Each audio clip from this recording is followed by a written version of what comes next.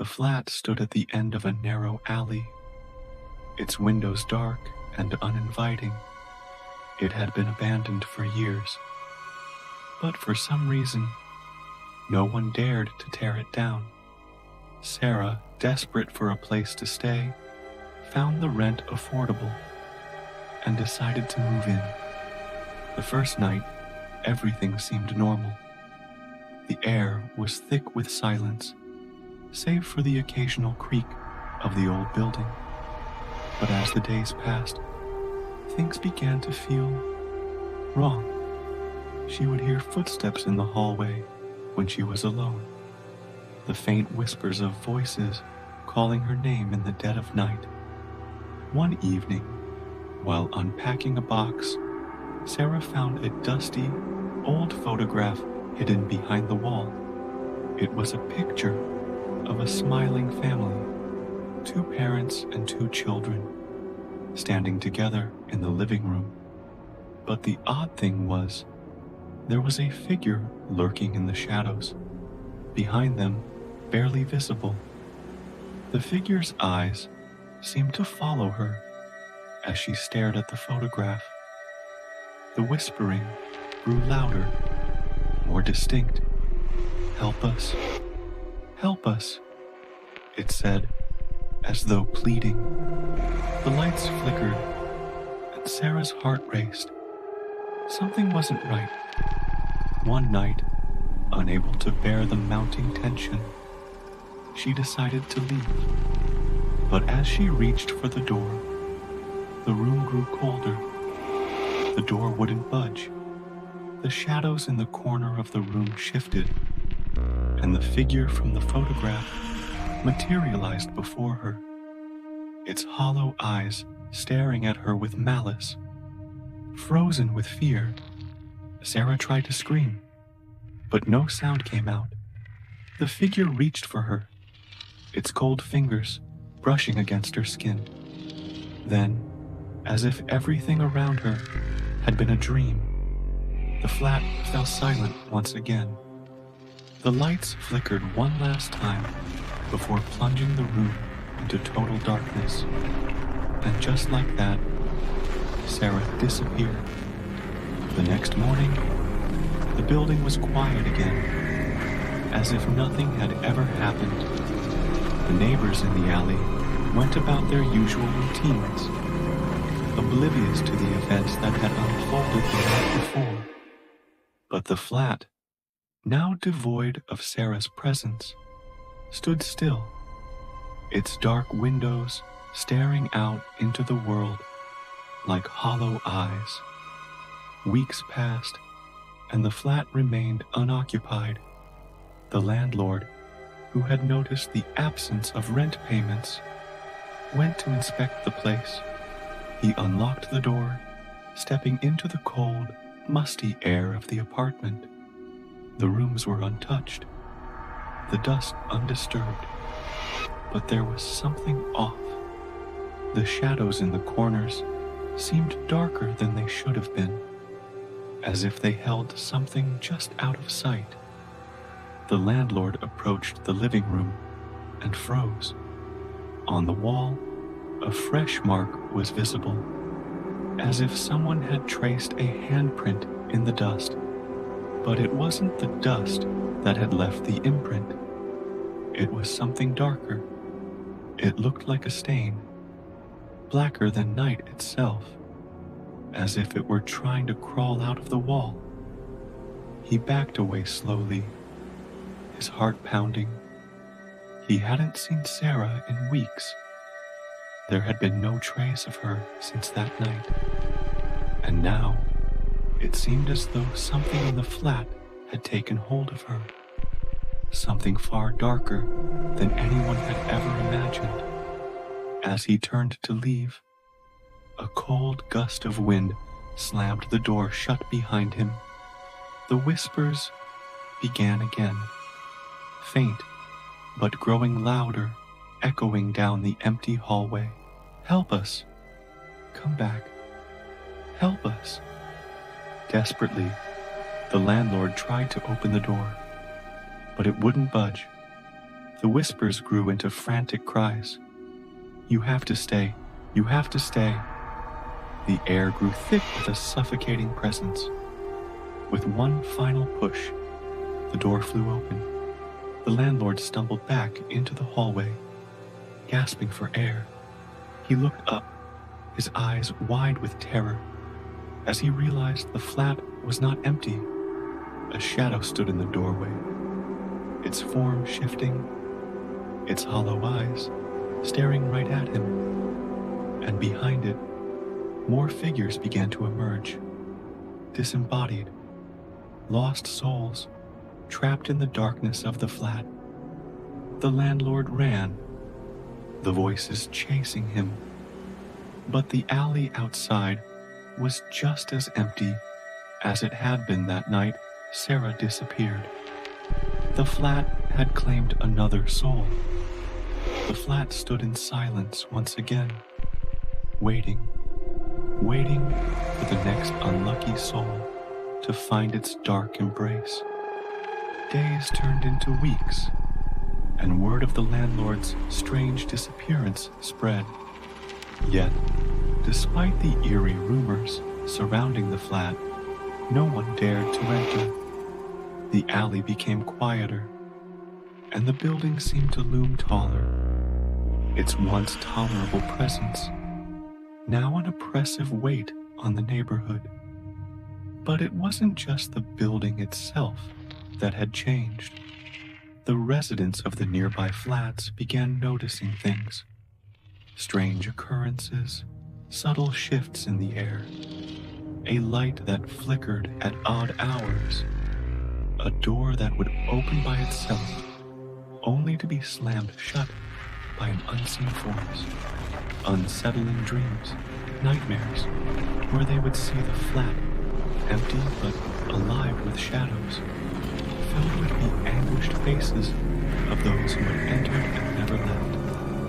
One evening, a curious group of teenagers, daring each other to challenge the unknown, decided to venture into the building, armed with nothing but flashlights and a mix of bravado and fear. They pushed open the creaky door of the flat. The air inside was colder than they anticipated. Their breath misted in the stillness. The walls seemed to breathe, their surfaces rippling as if alive. The group moved cautiously, their footsteps loud in the silence. But as they ventured deeper into the apartment, the feeling of being watched grew stronger. They reached the living room, where the shadows seemed to twist and writhe in the dim light of their flashlights. The same photograph from Sarah's discovery hung crookedly on the wall.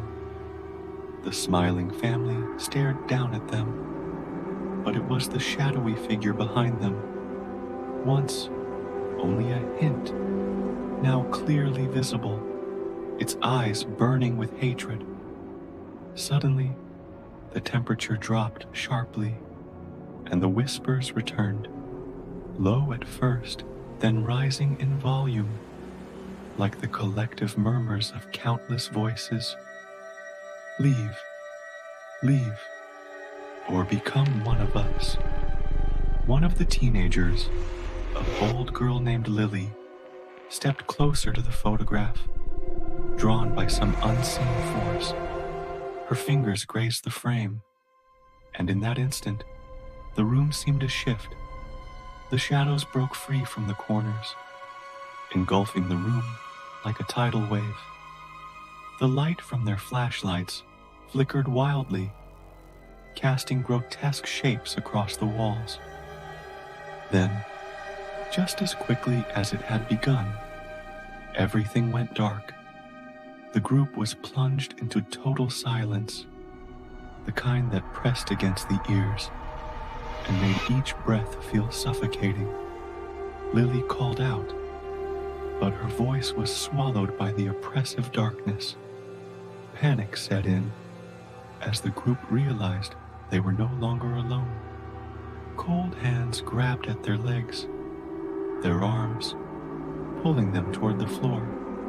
In the dark, they could hear the soft scraping of nails on the wood, the sickening sound of something or someone dragging itself closer. The group ran, but the hallway seemed longer than it ever had been. The door that had once been so easy to open was now impossible to reach. It was as though the building was closing in on them, the walls shifting, the hallways twisting like a labyrinth. And in the distance, from the deepest part of the flat, came the whispers again. "Help us. Come back. You're one of us now." The teenagers never made it out. The flat stood empty once again, as the shadows quietly resumed their place in the corners of the room, waiting for the next set of eyes to look upon it, for the next soul to stumble into its grasp. No one else would dare enter, not anymore, but the flat was patient, and it knew. It only needed time. Months passed, and the once bustling neighborhood began to forget the eerie tales of the dark flat. People stopped whispering about the disappearances. The alley, too, seemed to lose its foreboding atmosphere, though the air remained unnaturally cold, as if the flat was always watching. Then, one fateful night, a man named Ethan moved into the building next door. He was a writer, recently divorced and seeking solace away from the chaotic city life. He was drawn to the quiet, the isolation that the place seemed to promise. However, he was not unaware of the rumors. The dark flat had been the subject of local gossip for years. But Ethan, a skeptic at heart, brushed them off as mere superstitions. He made a habit of walking past the flat, intrigued by its derelict state. The door, once sealed with caution tape, now creaked open on its own. Curious, he peered inside, noting how the building seemed to breathe with a life of its own, though it was empty. The whispers began that night. Barely audible at first, they carried on the wind, a faint murmur just beyond his comprehension. "Come closer. Come see." They beckoned, growing louder with each passing day. By the end of the week, Ethan's curiosity overwhelmed his skepticism. He stood in front of the door, hand trembling on the old handle. The whispers urged him onward, their voices a siren call, impossible to resist. With a deep breath, he stepped inside. The flat was as cold and still as ever, the faint smell of mildew and decay filling the air. As he ventured deeper, the room seemed to stretch, the walls appearing farther apart than they should be. The once familiar space had now become distorted, unrecognizable, like a nightmare made real. He couldn't stop himself from walking deeper into the heart of the flat, his body moving without his consent. The shadows seemed to grow longer, reaching toward him, tugging at him with an unseen force. His flashlight flickered and then died, plunging him into complete darkness. And then he heard it, the unmistakable sound of footsteps behind him, slow and deliberate. Ethan froze, his breath caught in his throat. He spun around, but no one was there. The air grew heavier, thick with the presence of something, someone. The whispers became clearer now, cold and mocking. "You're not going to leave. We never do." Suddenly, the floorboards beneath him creaked, and from the shadows emerged a figure, At first, it was just a blur, indistinct, but then it took form. Pale skin, hollow eyes, a twisted smile on its face. It was a woman, her features distorted, as if her very being had been torn apart by the building's dark forces. Ethan stumbled back, but the woman reached out, her fingers long and jagged, like claws. She whispered his name, her voice now a low, guttural growl. "Ethan, you're ours now." His pulse raced as he turned to flee, but the flat had changed. The hallway stretched out before him like an endless void. The walls seemed to close in, narrowing until there was no escape. The woman's figure grew closer, her form becoming more defined with every step he took. "Leave us," she hissed, her voice now a chorus of tortured souls. "We need you. You'll never leave. You'll never escape." His heart hammered in his chest as he ran, desperate, panicked. But it was no use. The flat had consumed him, just as it had with Sarah, the landlord, and the teenagers before him. It was a place of endless suffering, where the lost souls roamed, and the walls hungered for more. The final scream was silenced, and once again, the flat stood still. When the next tenant arrived, no one spoke of Ethan again. The flat, as always, waited, silent, patient, hungry. The whispers carried on the wind, reaching out to the next lost soul, daring enough to enter its dark embrace. And the cycle would repeat forever. Years passed, and the stories surrounding the dark flat faded from memory. New tenants moved in, unaware of the building's dark history. The neighborhood grew quieter. The alley that once held such a dreadful energy, now just another forgotten part of the city. But the flat itself, with its peeling walls and empty windows, remained untouched, waiting for the next soul to stumble upon it. One rainy evening, a young woman named Clara, looking for a fresh start, found herself standing in front of the flat. She had just moved to the city, hoping to leave behind her troubled past. She needed somewhere cheap, somewhere no one would bother her, and so she chose the flat. The landlord, a reclusive figure who had long taken charge of the building, gave her the keys with little more than a curt nod. He seemed uncomfortable, as though he knew something about the flat that he wasn't willing to share. But Clara, desperate and oblivious, didn't think twice about it. The rent was cheap, and she didn't believe in ghosts or curses. Her first night was uneventful. The sound of the rain tapping against the window and the occasional creak of the building was all she could hear. Yet something about the place felt off. It was more than just the silence. It was the heavy stillness that hung in the air, like a weight that pressed on her chest. The second night, the whispers began. It started softly, almost imperceptible, like the rustling of leaves in the wind. But as the hours passed, it grew louder, more distinct. Clara tried to ignore it, convincing herself it was nothing more than the wind. But the voices were too clear to be ignored. "Come closer. Help us. You can't leave." The voices came from deep within the flat, from the walls, the floors, everywhere.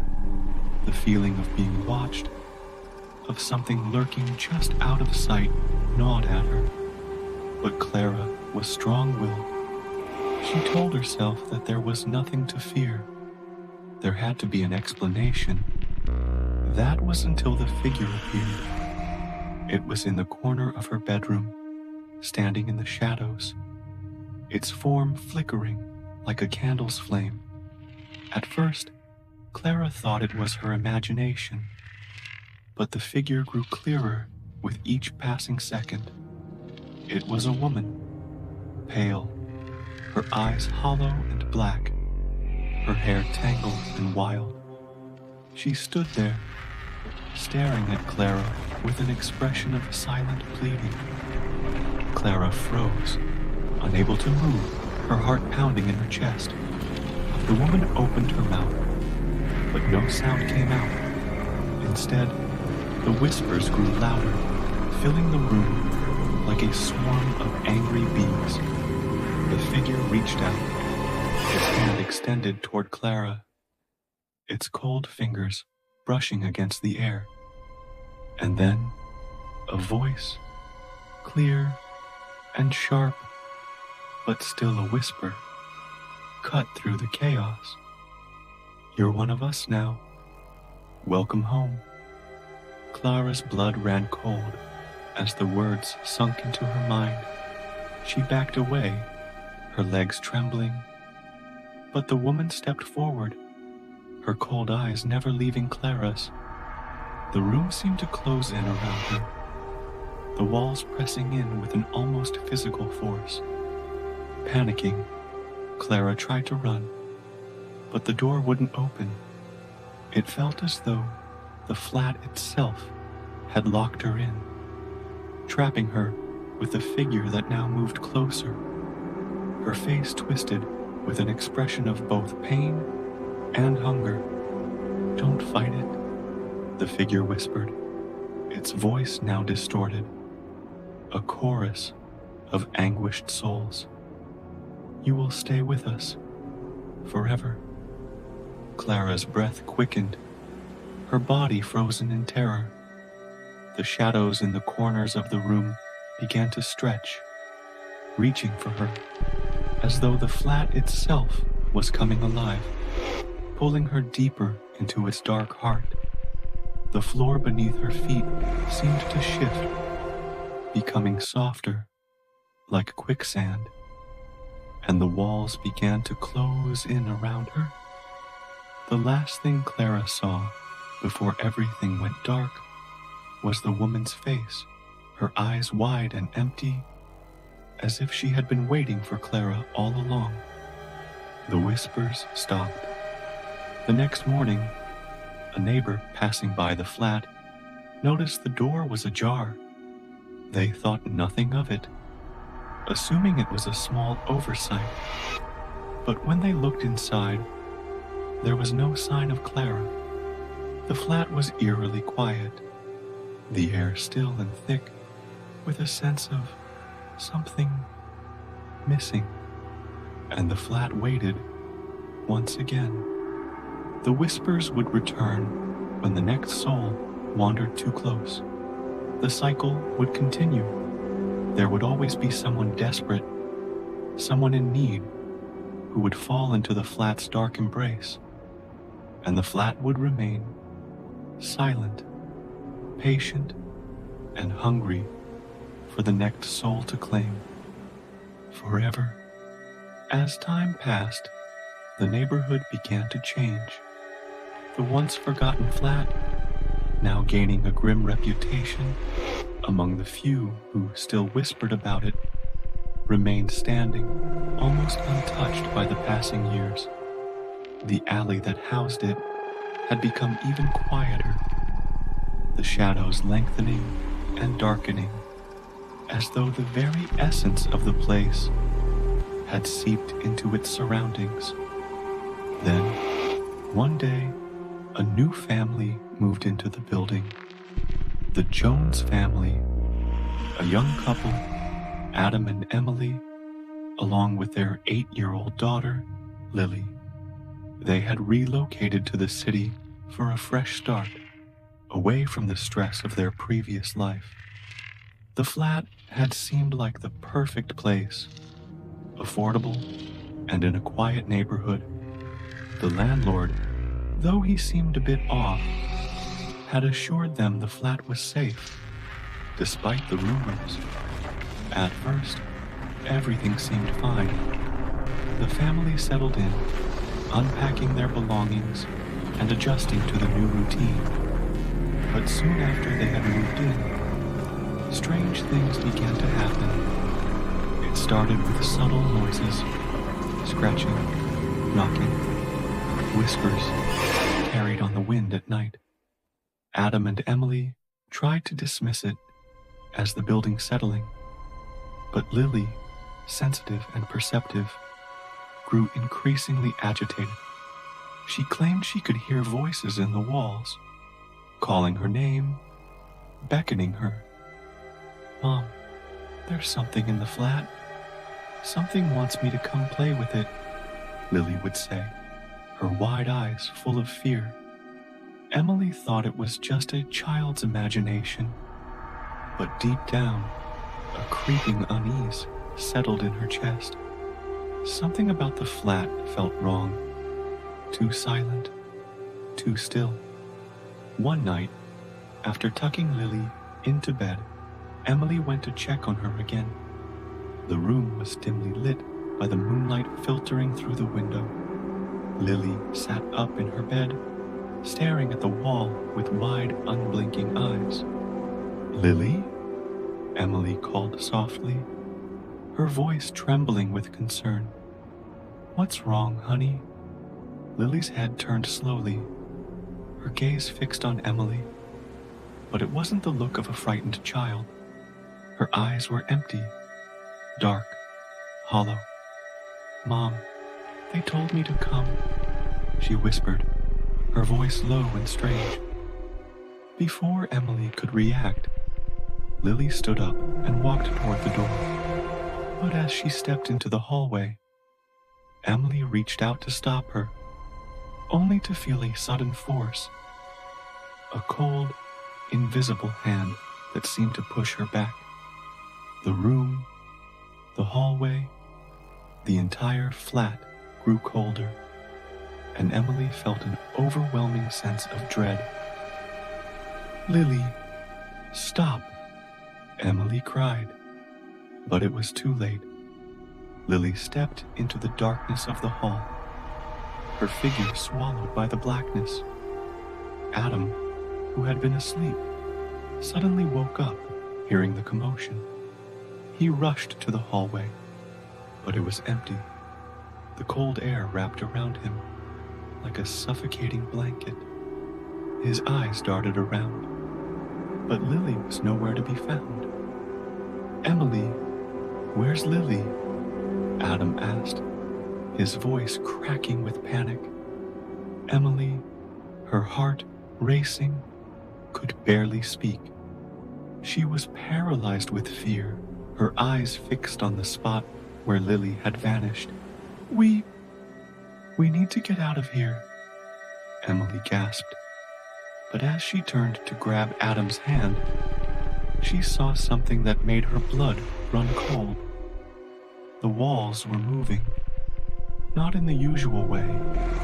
No, these weren't just cracks or shifts in the old building. The shadows on the walls were alive, writhing like something dark and hungry. The whispers returned, louder than ever. "She's ours now. You are too." Emily's mind raced as she realized that the flat had claimed another victim. This time, it was her daughter. The flat groaned, its walls contracting and expanding, its dark presence suffocating every breath. The air grew thick with the weight of it, alive, aware, and waiting. Adam reached out for Emily, his face pale and filled with terror. But the shadows stretched toward them, pulling them into the hallway.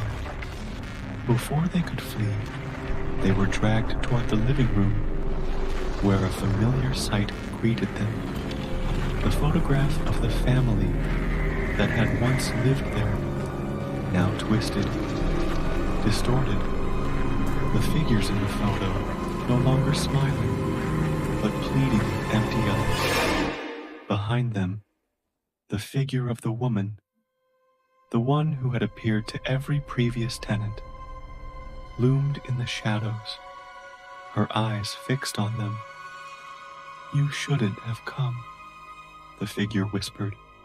"Now, you will join us, forever." Adam and Emily screamed, but their voices were swallowed by the crushing silence that surrounded them. The shadows engulfed them, pulling them toward the walls, where they too became just another part of the flat's endless collection. The whispers faded, leaving only the stillness in their wake. Days later, the neighbors noticed the Jones family hadn't been seen. They had disappeared, just like the others before them. The flat stood silent, its dark presence still lingering in the air, and the flat waited, silent, patient, hungry, waiting for the next unsuspecting soul to find its way through the door, to become just another shadow in its endless, unyielding darkness. As the years stretched on, the once forgotten dark flat grew more infamous. People who lived near the building began to speak of it only in hushed tones, their voices dropping whenever someone new came into the neighborhood. The alley remained empty, the air heavy with an unspoken understanding that something sinister lingered there, something that had always been there, quietly feeding on the souls of the lost. But as time wore on, the flat seemed to change again. It grew more restless, more desperate. Its hunger for new souls grew insatiable, and the neighborhood around it began to feel the weight of its darkness. The buildings surrounding the flat began to deteriorate, their foundations weakening, their walls cracking and crumbling, as though the flat's cursed influence was spreading. The entire alley began to shift, as if the flat itself was trying to extend its reach beyond its walls. One autumn evening, a young man named Marco, recently moved from a distant town, was walking home from work. He'd heard the rumors about the flat, but had thought them nothing more than ghost stories designed to scare children. But as he passed the alley, he couldn't help but feel a sense of unease, as though something was watching him. The air felt colder, the shadows deeper. Curious and a little reckless, Marco found himself standing before the flat's door, staring at the cracked wood and peeling paint. There was no sign of life, no lights, no movement. The windows were dark, but he could feel something within the flat, a presence, something waiting. Against his better judgment, Marco reached for the handle and opened the door. The stale, cold air hit him first, followed by the smell of mildew and decay. He hesitated, but something in the back of his mind told him to step inside. He couldn't explain why, but he did. The door creaked shut behind him, and immediately the temperature dropped. The silence was suffocating, and the faint whispers began crawling from the corners of the room, just out of reach of his understanding. "Welcome. We've been waiting." Marco froze, his heart pounding in his chest. He turned, expecting to see someone behind him, but the hallway was empty, dark, and oppressive. His breath caught in his throat as the whispers grew louder, more urgent. Come, come see. His body moved against his will, drawing him toward the living room. There, on the wall, hung the same photograph. A family, their faces twisted in a way that sent chills down his spine. And behind them, the same figure, the woman, with hollow, empty eyes. But this time, the figure's face was clearer, more defined, and she wasn't alone. Other figures stood behind her, their faces just as empty, just as lost. Marco's pulse quickened, and his instincts screamed at him to leave. He turned to run, but as he did, the floor beneath him shifted. The walls seemed to pulse, breathing in and out like living things. His body slammed against the door, but it wouldn't budge. The flat had already sealed him in. The whispers grew louder, now a cacophony of voices, all saying the same thing. You are ours. Forever. He turned, his eyes searching the room, desperate for any escape. But the shadows began to take form, coalescing into figures. Figures that reached for him, their hands outstretched with hollow eyes. In a frenzy, Marco tried to fight, but the shadows wrapped around him, pulling him toward the center of the room. His screams were drowned out by the growing darkness, the flat's insatiable hunger swallowing him whole.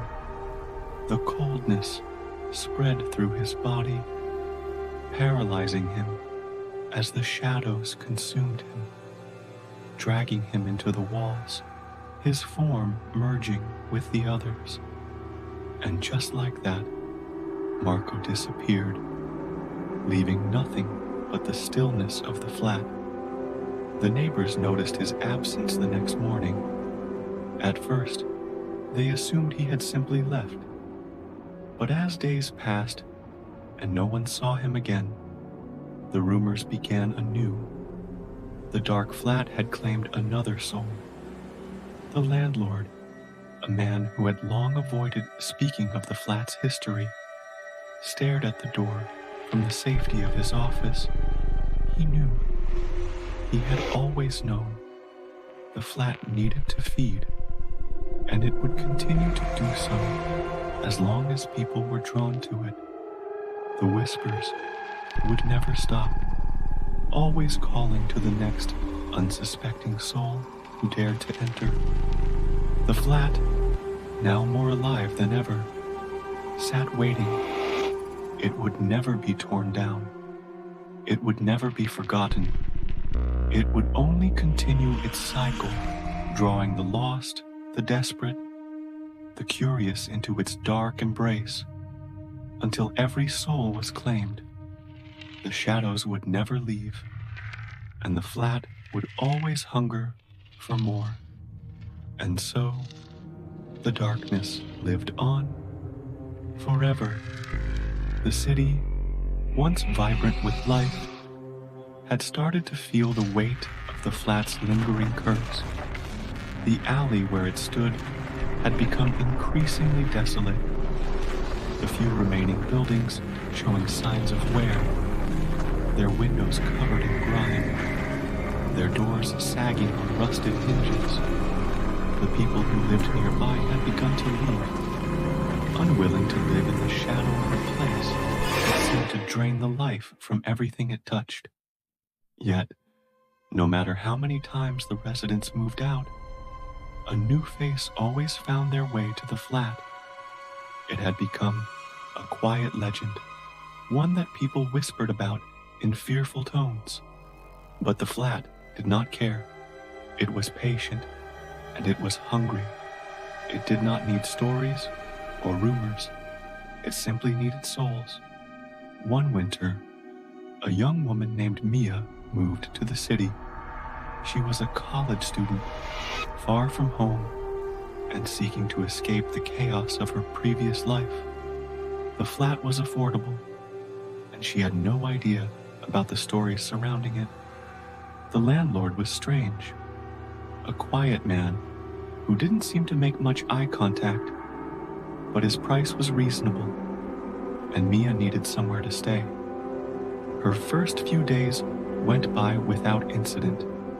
She unpacked her things, set up her room, and got settled into the new rhythm of city life. But as the nights grew longer and colder, something began to change. It was subtle at first, an odd chill in the air, strange sounds at night, and the feeling that she was never truly alone. But Mia, ever the skeptic, dismissed it as nothing more than the normal adjustment period of moving into an old building. That was, until one night she woke to the sound of soft whispers in the darkness.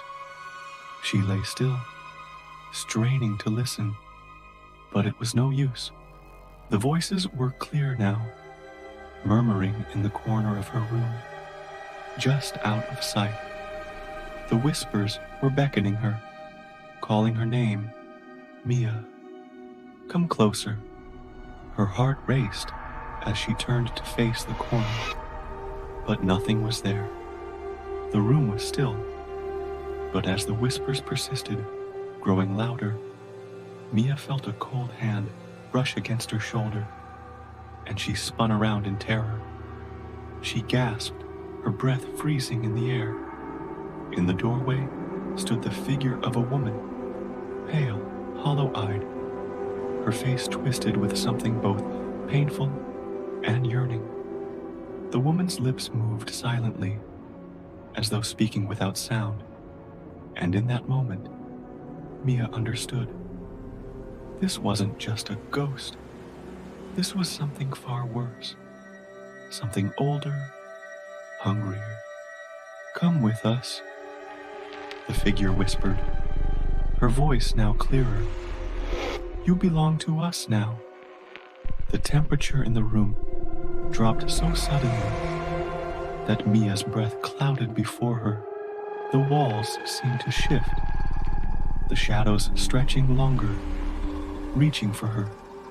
Her legs refused to move, her body frozen in place by the overwhelming presence of something dark and all-consuming.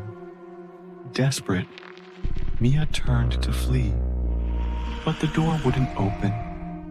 The flat seemed to close in on her, the walls tightening, as though the building itself was alive, suffocating her. She spun around, seeking another escape, but the shadows had already surrounded her. The woman's figure stepped forward, her eyes dark and endless, a smile forming on her lips, and behind her, Mia saw them, the faces of those who had come before her, faces twisted in agony, hollow and lost, their eyes pleading for release, trapped in the same curse. We are one now, the woman whispered, her voice full of dark promise. We will never. With a final, horrifying scream, Mia was pulled into the darkness, the shadows consuming her, her body merging with the others. Her scream echoed for only a moment before it was silenced, swallowed by the oppressive quiet of the flat. The next morning, the building stood still, as though nothing had happened. The neighbors, who had long since abandoned the area, had forgotten about the rumors. They had moved on, convinced that the stories were nothing more than superstition. But the whispers would never fade, and the flat would continue its cycle, calling out to the next person who would wander too close, too curious, and too desperate. The flat was a place of no escape, a place where time twisted and the walls bled shadows. And as the years passed, it would remain, waiting, for the next soul to be claimed, because the flat was eternal, and it would never be forgotten. Forever. Years turned into decades, and the city around the flat continued to evolve. The once bustling streets were now quiet, with most of the buildings surrounding the alley abandoned and crumbling. The dark flat, however, stood as if untouched by time, its sinister presence still lurking, hidden beneath the decaying facade. The whispers never stopped. They waited, and every so often, someone lost, someone desperate, would find their way there. The neighborhood, once full of life, had all but emptied, leaving only the forgotten remnants of what had been. The alley, now covered in ivy and fog, had become a place that no one dared to enter. Yet, the flat still called. It was always hungry. It was in this quiet, forgotten world that a man named Thomas wandered, tired and beaten by the weight of his own failure. A man who had been running from debts, running from past mistakes, running from the life he had ruined. He stumbled upon the alley one night, a place that seemed to be an oasis of silence amidst the bustle of the city. He had nowhere else to go. The flat stood in the distance, its windows dark, but something about it pulled him in, like a magnetic force. Thomas hesitated for only a moment before he approached the door, which seemed to creak open of its own accord, as if inviting him inside. His mind screamed at him to leave, to turn and walk away, but he had nowhere else to go, no other options. And so, with one last breath, he stepped into the darkness. The door slammed shut behind him, and Thomas felt the temperature drop, the chill seeping into his bones. The room was vast and empty, and the only sound was the whispering wind. The flat felt ancient, older than time itself, as if it had been standing long before the city had even been built. He took a few steps forward, his heart pounding in his chest. Then, just like the others before him, the whispers began. "Welcome, welcome home," they murmured. The voice was faint at first, almost soothing, but it grew louder as Thomas stepped deeper into the flat. "You're here to stay. You belong to us now." Thomas tried to ignore the voices, but his body was drawn deeper into the heart of the flat, unable to stop. He stumbled into the living room, where the photo that had haunted so many before him hung crookedly on the wall.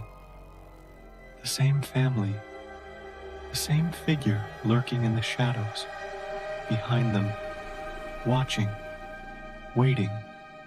He felt his pulse race, and then the darkness enveloped him.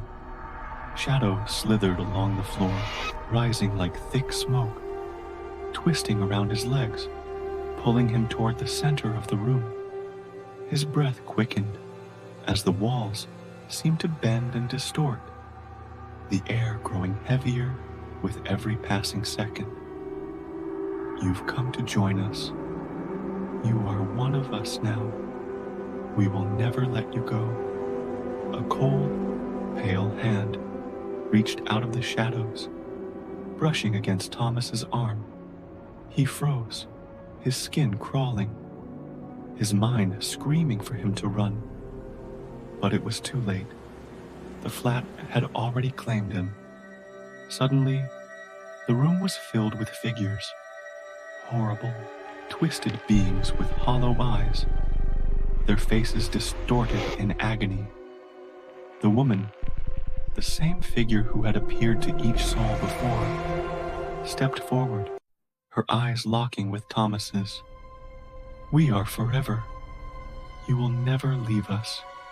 You will never escape," she whispered. As the shadows closed in around him, Thomas tried to scream, but no sound came. His body felt heavy, his limbs paralyzed by the overwhelming darkness. The faces of the lost souls surrounded him, their eyes filled with despair. They were him now. He was them. And with one final, soul-shattering moment, Thomas was pulled into the walls, becoming one with the flat, his scream silenced as it echoed through the darkness. The flat fell silent once again. Days passed, and the city continued to change, the buildings around the alley growing more abandoned and distant. Yet, the flat remained, a silent, eternal sentinel. No one entered the alley anymore. The whispers were faint, but they still lingered in the cold breeze, reaching out to those who wandered too close. It was waiting for the next one, the next soul, lost and desperate enough to enter, to become part of its endless hunger. The flat was not just a building. It was a living thing, an ancient presence that thrived on the souls it claimed. And as the world outside moved on, the flat remained unchanged, forever hungry, forever watching, for it would never stop, and it would never be forgotten, forever